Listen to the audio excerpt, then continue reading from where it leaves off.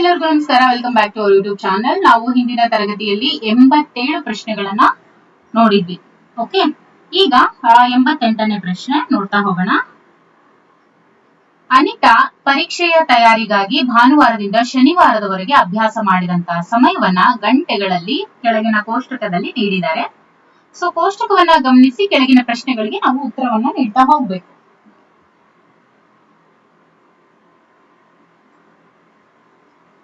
Okay, yes. ಈಗ ಮೊದಲನೇ ಪ್ರಶ್ನೆ, 88ನೇ ಪ್ರಶ್ನೆ.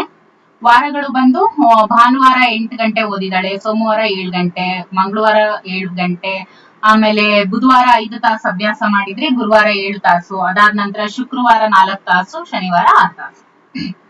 ಮೊದಲನೇ ಪ್ರಶ್ನೆ,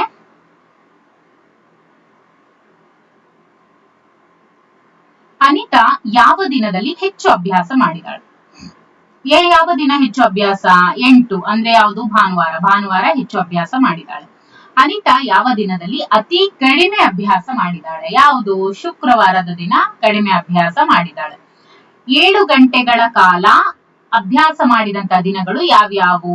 7 ಗಂಟೆಗಳು 7 7 7 ಸೋಮವಾರ, ಮಂಗಳವಾರ ಮತ್ತೆ ಗುರುವಾರ.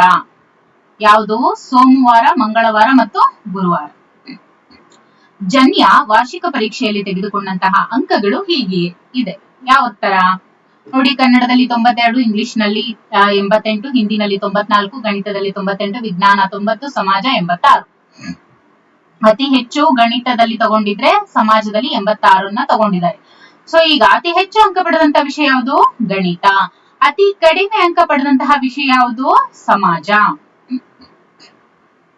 ಈಗ ನೋಡಿ, 1 2 3 4 5 6 7 ಈ ಅಂಕಗಳ ಸರಾಸರಿಯನ್ನ ಹೇಳಿ ಅಂತ ಇದೆ. ಸೊ ಸರಾಸರಿ ಹೇಳ್ಬೇಕು ಅಂತ ಹೇಳಿದ್ರೆ ಇಲ್ಲಿ ಎಷ್ಟಿದಾವೆ? 7 ಇದಾವೆ. ಅಷ್ಟನ್ನು ಟೋಟಲ್ ಮಾಡಿದ್ರೆ ಎಷ್ಟಾಗುತ್ತೆ ನೋಡಿ? 7 8 9 10 13. Okay, 13 plus 4 14 15 20. Okay,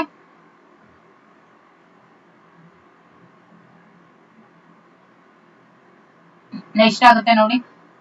3. Okay, 3 plus 3 6 6 plus 4 10 10 plus 5 15 15 plus 6 ಎಷ್ಟಾಗುತ್ತೆ? 15 ಪ್ಲಸ್ 6 15 ಪ್ಲಸ್ 6 ಎಷ್ಟಾಗುತ್ತೆ? 21 ಆಗುತ್ತೆ. 21 ಪ್ಲಸ್ 7 28 ಆಗುತ್ತೆ. So 7 1s 7 4s, so answer is 4. ಇನ್ನು 1.2 ಆಮೇಲೆ 3 4.5 ಆಮೇಲೆ 6. ಸೊ ಎಷ್ಟಾಗುತ್ತೆ? 7 10 13 14, ಸೊ 14.7. 14.7 ಇಲ್ಲಿ ನೋಡಿ, 1 2 3 4 numbers are there. So 4 1s 4 3s 12, 4 5s 20, so 3 point something ಬರುತ್ತೆ. ಸೊ 3.4 ಅನ್ನುವಂಥದ್ದು ಉತ್ತರ. ಓಕೆ, ಶಿಕ್ಷಕರು ಮೌಖಿಕ ಮೌಲ್ಯಮಾಪನಕ್ಕೆ ನೀಡಿದಂತಹ ಅಂಕಗಳಿಗೆ ಸರಾಸರಿ ಅಂತ ಕೇಳಿದರೆ 8 7 6 5 9 8 6 7 ಇದಿಷ್ಟು ನಾವು ಆಡ್ ಮಾಡಿದ್ರೆ ನಮ್ಗೆ ಏನ್ ಸಿಗುತ್ತೆ? 56 ಸಿಗುತ್ತೆ. ಹೌದಲ್ವಾ? 3 4 5 6 7 8. ಓಕೆ, 8 1s 8 7s, ಸೊ 7 ಏನಿದೆಯಲ್ಲ, this is the right answer. ಇನ್ನು 96ನೇ ಪ್ರಶ್ನೆ, ದತ್ತಾಂಶದ ಒಟ್ಟು ಮೌಲ್ಯವನ್ನ ದತ್ತಾಂಶಗಳ ಸಂಖ್ಯೆಯಿಂದ ಭಾಗಿಸಿದಾಗ ನಮಗೆ ಏನ್ ಸಿಗುತ್ತೆ? ನೋಡಿ, ದತ್ತಾಂಶಗಳ ಸಂಖ್ಯೆಯಿಂದ ಭಾಗಿಸಿದಾಗ ನಮಗೆ ಸರಾಸರಿ ಸಿಗುತ್ತೆ. 5 ಸಂಖ್ಯೆಗಳ ಸರಾಸರಿ 10 ಆದ್ರೆ ಅವುಗಳ ಮೊತ್ತ ಏನು? 5 ಸಂಖ್ಯೆಗಳ ಸರಾಸರಿ 10 ಆದ್ರೆ ಅದರ ಮೊತ್ತ 50 ಆಗಿರುತ್ತೆ. ಓಕೆ, ನೋಡಿ ಇಲ್ಲಿ 4 plus 6 plus a plus 18. Okay, ಅದರ ಸರಾಸರಿ ಈಸ್ ಈಕ್ವಲ್ ಟು 5 ಆದ್ರೆ ಇದ್ರ ಬೆಲೆ ಏನು ಅಂತ ಕೇಳಿದ್ದಾರೆ. ಸೊ 18/4 ಈಸ್ ಈಕ್ವಲ್ ಟು 5, ಅಂದ್ರೆ 18 plus a is equal to 5. So ಏನಾಗುತ್ತೆ ನೋಡಿ?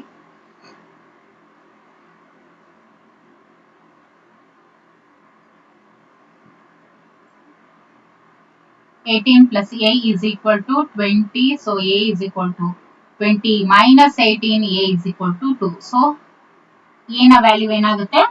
2 ಆಗುತ್ತೆ. ಇನ್ನು 99ನೇ ಪ್ರಶ್ನೆ, ಸರಾಸರಿಯನ್ನ ದತ್ತಾಂಶಗಳ ಗುಂಪಿನ ಈ ಅಳತೆಯಿಂದ, ಅಂದ್ರೆ ಸರಾಸರಿಯನ್ನ ದತ್ತಾಂಶಗಳ ಗುಂಪಿನ ಈ ಅಳತೆ ಅಂತ ಹೇಳ್ಬಹುದು. ಯಾವುದು? ನೋಡಿ, ಸರಾಸರಿಯನ್ನ ದತ್ತಾಂಶಗಳ ಗುಂಪಿನ ಕೇಂದ್ರೀಯ ಪ್ರವೃತ್ತಿ ಅಂತ ಹೇಳ್ಬೋದು. ಏನ್ ಹೇಳ್ಬೋದು? ಕೇಂದ್ರೀಯ ಪ್ರವೃತ್ತಿ ಅಂತ. ಈಗ 100ನೇ ಪ್ರಶ್ನೆ, ಒಂದು ಮನೆಯಲ್ಲಿರುವಂತಹ ಸದಸ್ಯರ ವಯಸ್ಸು 15, 9, 7, 30, 46 ಇದ್ರೆ ಅದರ ವ್ಯಾಪ್ತಿ ಅಂತ ಕೇಳಿದ್ರೆ, ವ್ಯಾಪ್ತಿ ಮೀನ್ಸ್ ನಾವೇನಂತ ಹೇಳ್ತೀವಿ? ರೇಂಜ್ ಅಂತ ಹೇಳ್ತೀವಿ. ಸೊ 46 ಹೈಯೆಸ್ಟ್ ಏಜ್ 46, ಅತಿ ಕಡಿಮೆ ಬಂದು 7. ಸೊ ನೋಡಿ, 46ರಲ್ಲಿ 7 ಹೋದ್ರೆ ಎಷ್ಟಾಗುತ್ತೆ?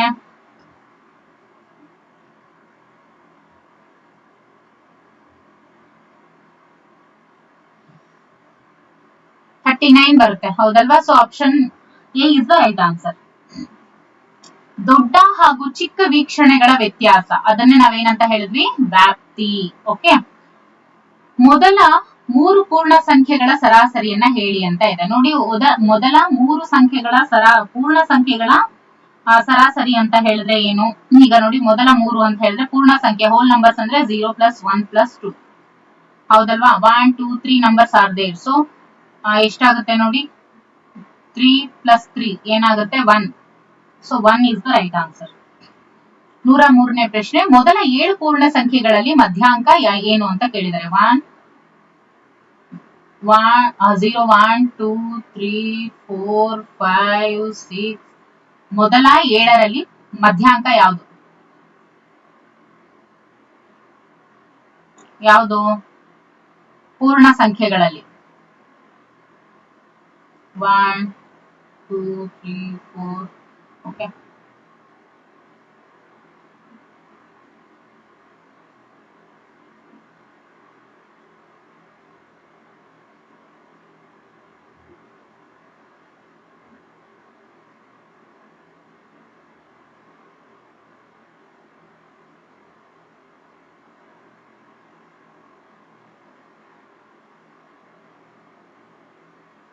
ನೋಡಿ,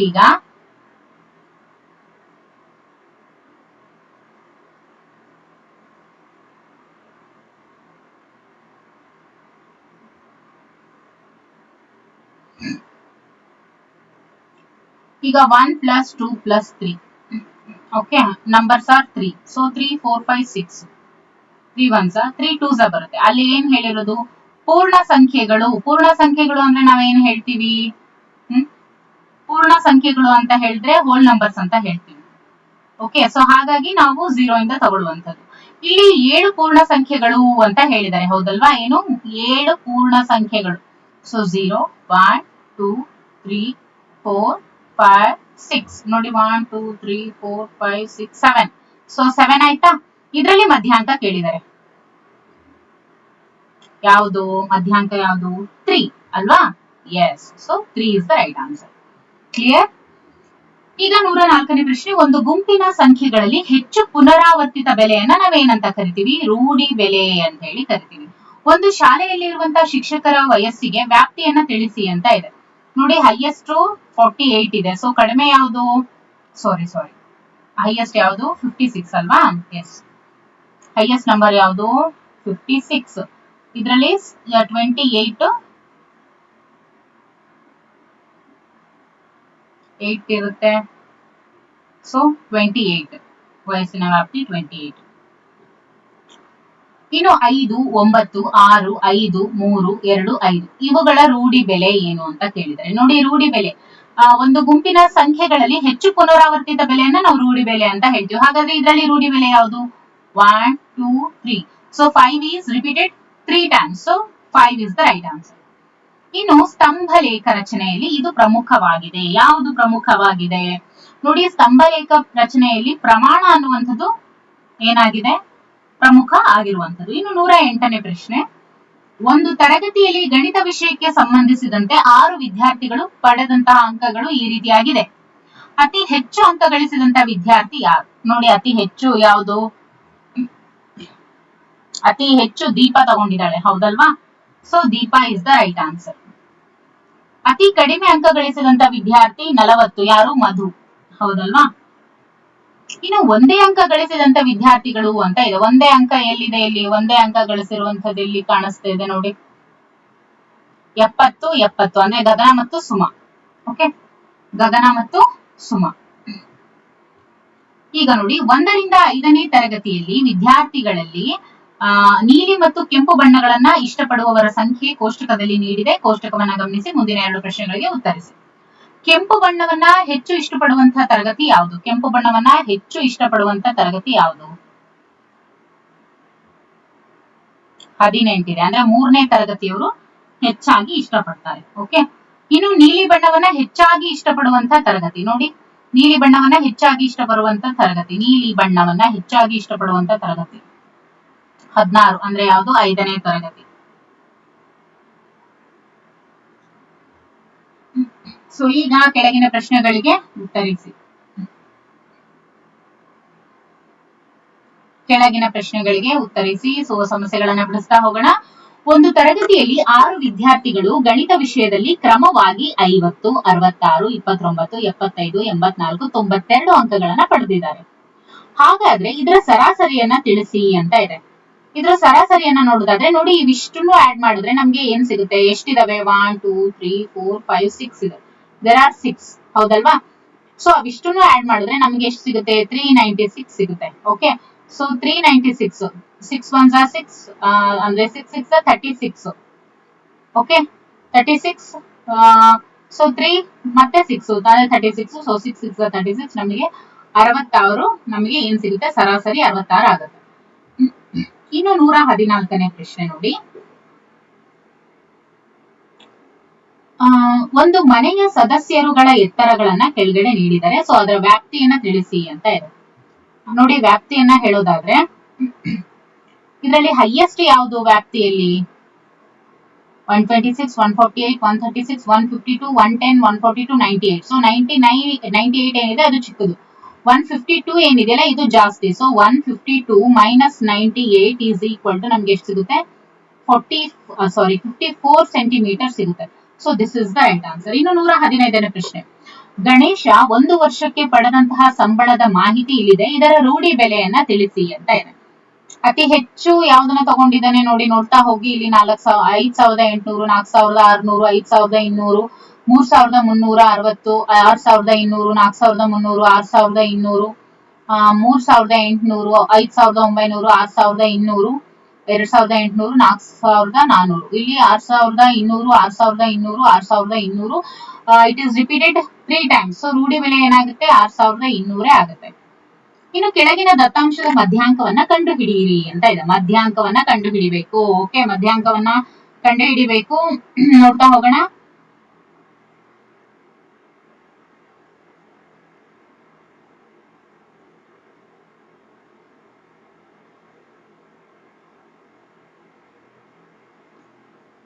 ನೋಡಿ, ಮಧ್ಯಾಂಕ ಅಂದ ಕೂಡಲೇ ಇನ್ನೂ ಒಂಥರ ಮಾಡ್ಬೋದು.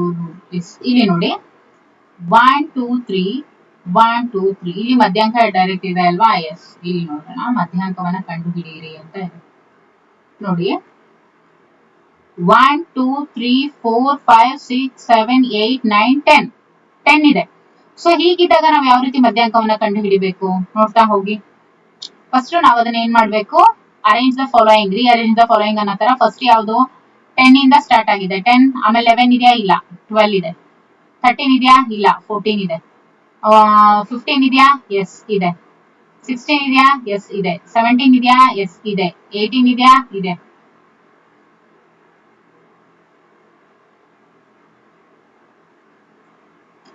ನೋಡಿ, ಫಸ್ಟ್ 10, ಆಮೇಲೆ 12, ಆಮೇಲೆ 14, ಆಮೇಲೆ 15 ಇದೆ, 16 ಇದೆ, 17 ಇದೆ, 18 ಇದೆ, 19 ಇಲ್ಲ, 20 ಇದೆ, 21 ಇದೆ, ಅಂಡ್ 21 ಆದ್ಮೇಲೆ ಯಾವ್ದಿದೆ? 36 ಇದೆ.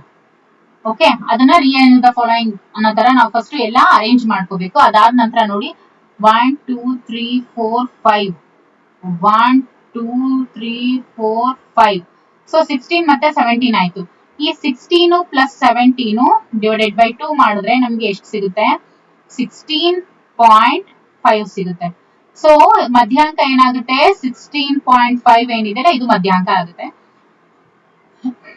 ಇನ್ನು 117ನೇ ಪ್ರಶ್ನೆ, ತೇಜು ಅನುಕ್ರಮವಾಗಿ 6 ದಿನಗಳಲ್ಲಿ 8 ಗಂಟೆ, 6 ಗಂಟೆ, 10 ಗಂಟೆ, 7 ಗಂಟೆ, 5 ಗಂಟೆ, 9 ಗಂಟೆ ಅಭ್ಯಾಸ ಮಾಡ್ತಾಳೆ 6 ದಿನಗಳಲ್ಲಿ. ಓಕೆ, ಅಂದ್ರೆ ಮೊದಲನೇ ದಿನ 8 ಗಂಟೆ, ಎರಡನೇ ದಿನ 6 ಗಂಟೆ, ಮೂರನೇ ದಿನ 10 ಗಂಟೆ, ನಾಲ್ಕನೇ ದಿನ 7 ಗಂಟೆ, ಐದನೇ ದಿನ 5 ಗಂಟೆ, ಆರನೇ ದಿನ 9 ಗಂಟೆ ಅಭ್ಯಾಸ ಮಾಡ್ತಾಳೆ.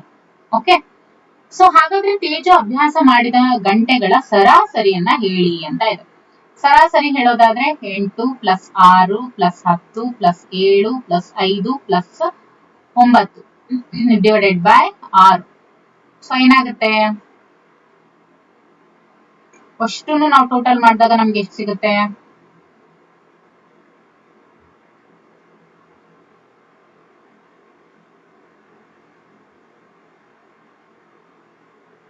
ಏನಾಗುತ್ತೆ ನೋಡಿ, 6 ಪ್ಲಸ್ 8 ಏನಾಗುತ್ತೆ? 14 ಆಗುತ್ತೆ. 14 ಪ್ಲಸ್ 10 ಏನಾಗುತ್ತೆ? 24 ಆಗುತ್ತೆ. 24 ಪ್ಲಸ್ 7 ಎಷ್ಟಾಗುತ್ತೆ? 31 ಆಗುತ್ತೆ. 31 ಪ್ಲಸ್ 5 ಏನಾಗುತ್ತೆ? 36 ಆಗುತ್ತೆ. 36 ಪ್ಲಸ್ 9 ಎಷ್ಟಾಗುತ್ತೆ? 45 ಆಗುತ್ತೆ. ಓಕೆ, 45 ಆಗುತ್ತೆ. So 6 1s are 6 7s are 42. Okay, 0.5. So 6 5s are 30. So 7.5 ಅನ್ನುವಂಥದ್ದು ರೈಟ್ ಆನ್ಸರ್. ಸೊ 7.5 ಗಂಟೆ ಅವಳು ಆವರೇಜ್ ಅಭ್ಯಾಸ ಮಾಡಿರ್ತಾಳೆ. ಇನ್ನು 118ನೇ ಪ್ರಶ್ನೆ ನೋಡಿ.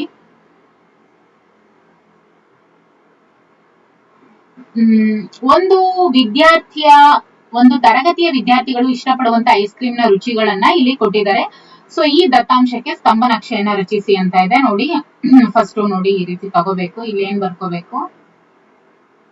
ಸ್ತಂಭ ನಕ್ಷೆ ಮೀನ್ಸ್ ನಾವ್ ಇಲ್ಲಿ ಏನ್ ಮಾಡ್ಬೇಕು? ಸ್ತಂಭ ತರನೇ ಇಲ್ಲಿ ಡಿನೋಟ್ ಮಾಡ್ಬೇಕು. ಇಲ್ಲಿ 0 5 10 15 20 25 30 ಅಂತ ಕೊಟ್ಕೊಂತ ಹೋಗ್ಬೇಕು. ಇಲ್ಲಿ ನೋಡಿ, ವೆನಿಲಾ, ಫಸ್ಟ್ ವೆನಿಲಾ, ಆಮೇಲೆ ಪಿಸ್ತಾ, ಆಮೇಲೆ ಬಟರ್ ಸ್ಕಾಚ್, ಆಮೇಲೆ ಮ್ಯಾಂಗೋ, ಆಮೇಲೆ ಸ್ಟ್ರಾಬೆರಿ, ಆಮೇಲೆ ಚಾಕ್ಲೇಟ್, ಆಮೇಲೆ ಬಾದಾಮ್ ಅಂತ ಇಲ್ಲಿ ಇದೆ. Okay, first 30.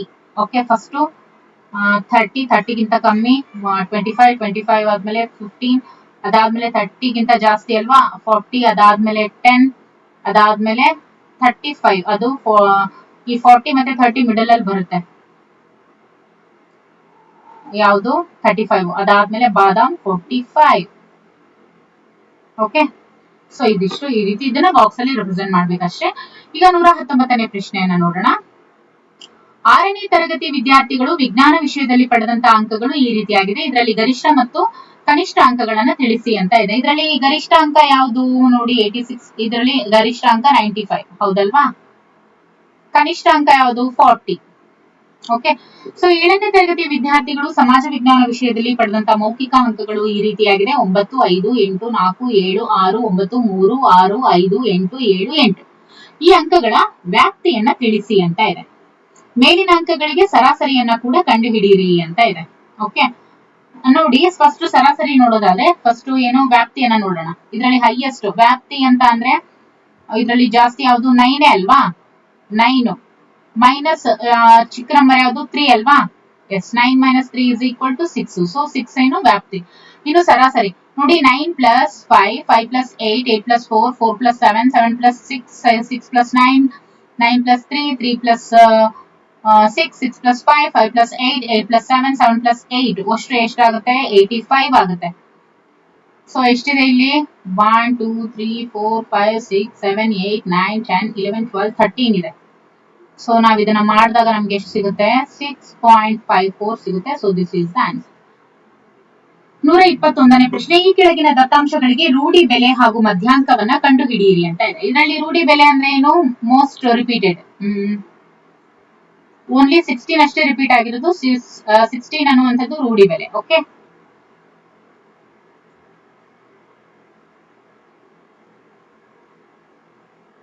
ಇನ್ನು 121ನೇ ಪ್ರಶ್ನೆ, ಸಾರಿ, ಮಧ್ಯಾಂಕವನ್ನು ಕೂಡ ಕಂಡು ಹಿಡಿಬೇಕಲ್ವಾ? ಫಸ್ಟ್ ಏನ್ ಮಾಡ್ಬೇಕು? 10 ತಗೋಬೇಕು, ಆಮೇಲೆ 12, ಅದಾದ್ಮೇಲೆ 13 ಇದೆಯಾ? ಇಲ್ಲ. 14 ಇದೆಯಾ? ಇಲ್ಲ. 15 ಇದೆಯಾ? ಇಲ್ಲ. 16 ಇದೆ. 17 ಇದೆಯಾ? ಎಸ್. 18 ಇದೆಯಾ? ಇಲ್ಲ. ಇದೆ 18. 19 ಇದೆಯಾ? ಇಲ್ಲ. 20 ಇದೆಯಾ? ಎಸ್. 21 ಇದೆಯಾ? ಇಲ್ಲ. 1 2 3 4 5 6 7 8 1 2 3 4 5 6 ಇನ್ನು 2 ಬರಿಬೇಕು ನಾವು. ಅಂದ್ರೆ ಏನು? 16 is repeated 2 times ಅಲ್ವಾ?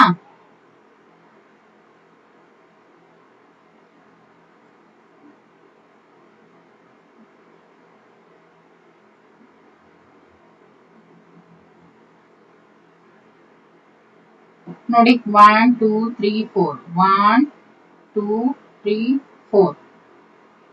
ಸೊ ಮಿಡಲ್ ಅಲ್ಲಿ ಯಾವ್ದು ಬರುತ್ತೆ, ಇದು 16 ಮತ್ತೆ 17 ಬರುತ್ತೆ. So same 16 plus 7 sorry 16 plus 17 by 2 ಮಾಡಿದ್ರೆ ನಮ್ಗೆ ಎಷ್ಟು ಸಿಗುತ್ತೆ, 16.5 ಸಿಗುತ್ತೆ. ಸೊ 16.5 ಏನಿದೆಯಲ್ಲ ಇದು ಮಧ್ಯಾಂಕ. ಓಕೆ,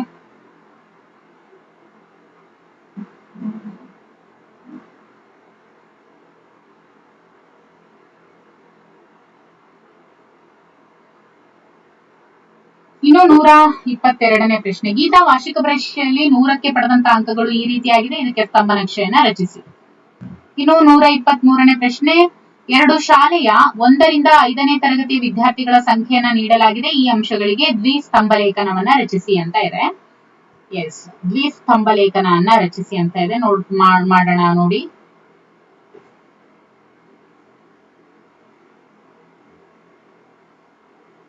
ನೋಡಿ, ಇದನ್ನೇ ನಾನು ಲೈನ್ ಅಂತ ತಗೊಂಡ್ಬಿಡ್ತೀನಿ. Okay, okay 0 10 20 30 40 50. ಓಕೆ, ದ್ವಿಸ್ತಂಭ ಲೇಖನ ಅಂತ ಕೊಟ್ಟಿದ್ದಾರೆ. ಸೊ 1ನೇ ತರಗತಿ, ಇದು 1ನೇ ತರಗತಿ, ಇದು 2ನೇ ತರಗತಿ, ಇದು 3ನೇ ತರಗತಿ, ಇದು 4ನೇ ತರಗತಿ, ಇದು 5ನೇ ತರಗತಿ. ಓಕೆ,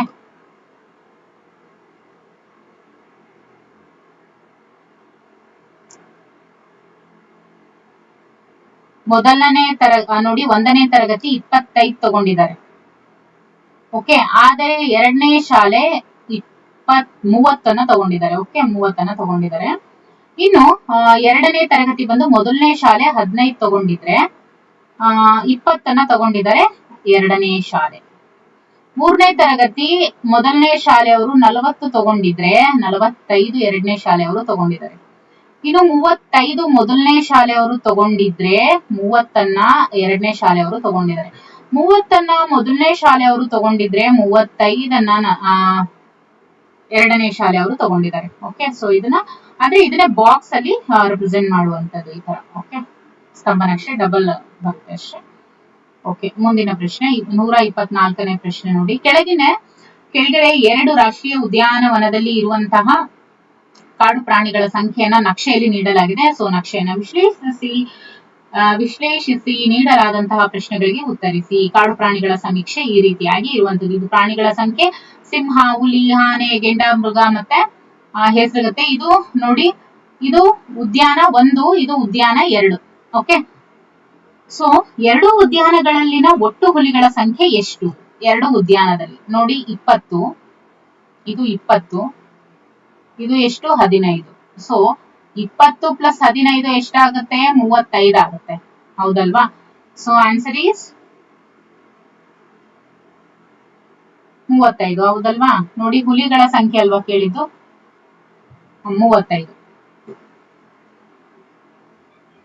ಉದ್ಯಾನವನ 1 ಮತ್ತು 2ರಲ್ಲಿ ಇರುವಂತಹ ಆನೆಗಳ ಸಂಖ್ಯೆಯನ್ನ ಕ್ರಮವಾಗಿ ಬರೆಯಿರಿ. 30 ಆಮೇಲೆ 25. 30 ಮತ್ತು 25. ಇದು 30, ಇದು 25. ಗೆಂಡಾಮೃಗದ ಸಂಖ್ಯೆ ಯಾವ ಉದ್ಯಾನವನದಲ್ಲಿ ಹೆಚ್ಚಾಗಿದೆ? ಗೆಂಡಾಮೃಗದಲ್ಲಿ ಉದ್ಯಾನವನ 2ರಲ್ಲಿ ಹೆಚ್ಚಾಗಿದೆ. ಉದ್ಯಾನವನ 2ರಲ್ಲಿ ಹೆಚ್ಚಾಗಿದೆ. ಓಕೆ, ಉದ್ಯಾನವನ 2. ಯಾವ ಉದ್ಯಾನವನದಲ್ಲಿ ಕಡಿಮೆ ಪ್ರಾಣಿಗಳಿವೆ? ಯಾವ ಉದ್ಯಾನವನದಲ್ಲಿ ಕಡಿಮೆ ಪ್ರಾಣಿಗಳು ಇದೆ? ಕಡಿಮೆ ಪ್ರಾಣಿಗಳು ಒಟ್ಟು ಎಲ್ಲಿದೆ? ಉದ್ಯಾನವನ 1ರಲ್ಲಿ ಇದೆ. ಅಂದ್ರೆ ಒಟ್ಟಾರೆಯಾಗಿ ಹೇಳೋದಾದ್ರೆ ಉದ್ಯಾನವನದಲ್ಲಿ ಮೊದಲನೇದ್ರಲ್ಲಿ ಇದೆಯಾ, 2ನೇದ್ರಲ್ಲಿ ಇದೆಯಾ ಅಂದಾಗ ನೋಡಿ, ಮೊದಲನೇದು 2ನೇದು, ಈಗ ಮೊದಲನೇದೇ ಸಪರೇಟ್ ಮತ್ತೆ 2ನೇದೇ ಸಪರೇಟ್. ಈ ರೀತಿ ಮಾಡಿದಾಗ ಉದ್ಯಾನವನ 1ರಲ್ಲಿ 105 ಪ್ರಾಣಿಗಳಿದಾವೆ. ಓಕೆ, ಕಂಪೇರ್ ಟು ಉದ್ಯಾನವನ 2. ಸೊ 105 ಇದಾವೆ. ಸೊ ಇದ್ರಲ್ಲೇ ಕಡಿಮೆ ಇರೋದು, ಉದ್ಯಾನವನ 2ರಲ್ಲಿ ಜಾಸ್ತಿ ಇದೆ. ಏರಿಕೆ ಕ್ರಮದಲ್ಲಿ ನೀಡಿರುವಂತಹ ದತ್ತಾಂಶಗಳ ಮಧ್ಯಾಂಕ 19.5 ಆದ್ರೆ x ನ ಬೆಲೆ ಏನು ಕಂಡುಹಿಡಿಯಿರಿ ಅಂತ ಕೊಟ್ಟಿದ್ದಾರೆ. ಓಕೆ, ನೋಡಿ ಏರಿಕೆ ಕ್ರಮದಲ್ಲಿ ನೀಡಿರುವಂತಹ ದತ್ತಾಂಶಗಳ ಮಧ್ಯಾಂಕ. ಸೊ ಮಧ್ಯಾಂಕ is equal to x plus 3 divided by 2. ಯಾಕೆಂದ್ರೆ ಎಕ್ಸ್ ಪ್ಲಸ್ 3 ಅನ್ನೋದು ಒಂದು, ಎಕ್ಸ್ ಒಂದು. ನೋಡಿ 1 2 3 4 5 1 2 3 4 5. ಸೊ ಇದನ್ನ ಕಂಡುಹಿಡಿಬೇಕೀಗ, ಹೌದಲ್ವಾ? ಎಷ್ಟು ಅದ್ರದ್ದು 19.5 ಆದ್ರೆ ನೋಡಿ, x plus x 2x plus 3 by 2 is equal to 19.5. So 2x plus 3 is equal to 19.5 into 2. Okay.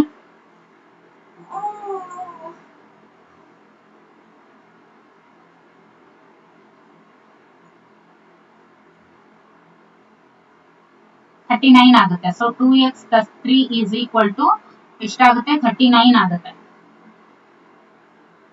So 2x is equal to 39 minus 3. So x is equal to 39 minus 3 ಎಷ್ಟಾಗುತ್ತೆ? 36 ಆಗುತ್ತೆ. ಸೊ 2 ಮಾಡಿದಾಗ 2 1s 2 8s 16. So x is equal to 18 ಅನ್ನುವಂಥದ್ದು ಸರಿಯಾದಂತ ಉತ್ತರ. So 15 ಇಲ್ಲಿ x 18 ಆಗುತ್ತೆ. x plus 3 ಅಂದ್ರೆ 8 plus 3 ಇದು 11 ಆಗುತ್ತೆ. ಓಕೆ, ಅದು 8 ಆಗುತ್ತೆ, ಇದು 11 ಆಗುತ್ತೆ ಅಷ್ಟೇ. ಅಲ್ಲಿ x ನ ಬೆಲೆ ಕೇಳಿದರೆ. So 18 is the right answer. 18 is the right answer. ಇದು 18 ಆಗುತ್ತೆ. x will be 18. So 18 plus 3 ಅಂದ್ರೆ ಎಷ್ಟಾಗುತ್ತೆ? 21 ಆಗುತ್ತೆ. ಓಕೆ, ಇದು 11 ಆಗಲ್ಲ, 21 ಆಗುತ್ತೆ. ಓಕೆ, ಇಷ್ಟು. ಇನ್ನು ನಾವು ಮುಂದಿನ ತರಗತಿಯಲ್ಲಿ ಇನ್ನಷ್ಟು ಪ್ರಶ್ನೆಗಳನ್ನ ನೋಡ್ತಾ ಹೋಗೋಣ. 126 ಇಂದ ಸ್ಟಾರ್ಟ್ ಆಗುತ್ತೆ. ಓಕೆ, ನೋಡ್ತಾ ಹೋಗೋಣ. Okay, thank you so much for watching.